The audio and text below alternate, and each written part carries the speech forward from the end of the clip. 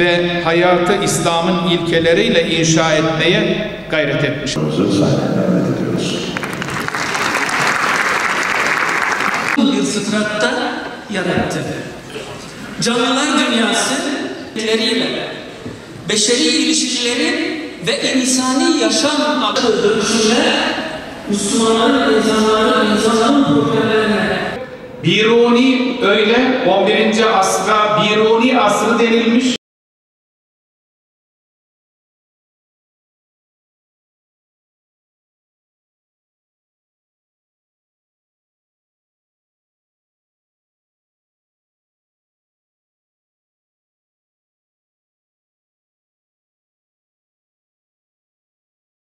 Bismillahirrahmanirrahim.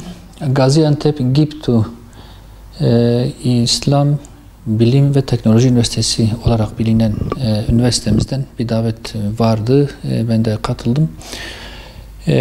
Türkiye'de yanılmıyorsam bu çerçevede, bu misyonla böyle bir geniş perspektifle yapılan ilk sempozyum olarak ben biliyorum.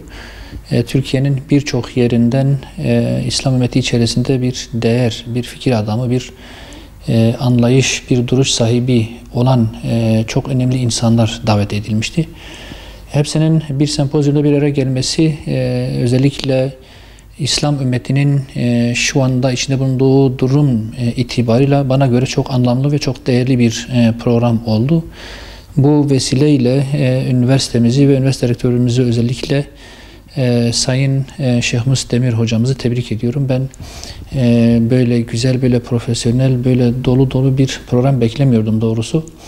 Şimdi bizim bu tür programlara gerçekten şiddet ihtiyacımız var. İslam ümmetinin tam bir dağınıklık, tam bir perişanlık, tam bir kaos süreci yaşadığı bu dönemde zihinsel işgallerin, fikirsel işgallerin, ekonomik, sosyal işgallerin tamamlanıp artık Gazze üzerinden hepimizin de gördüğü gibi fiziki işgallerin başladığı bir dönemde, İslam ümmetinin böyle bir perişanlık yaşadığı bir dönemde böyle birleştirici, bütünleştirici bir programın yapılması hakikaten önemli.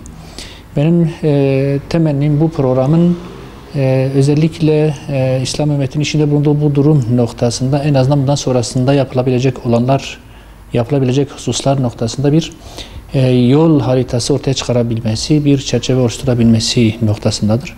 Elbette bunun somut bir adıma dönüşmesini ben beklemiyorum bu aşamada ama fikirsel anlamda, belki çerçeve anlamında bir yol haritası çıkmasını, ona vesile olmasını ümit ediyorum.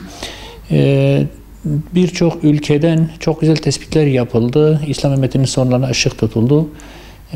Ve bu programların önümüzdeki yıllar içinde devam edeceği söylendi. Biz de bekliyoruz. Bu tür programlardan çok istifade ediyoruz. İnşallah bunların devamı da gelecek.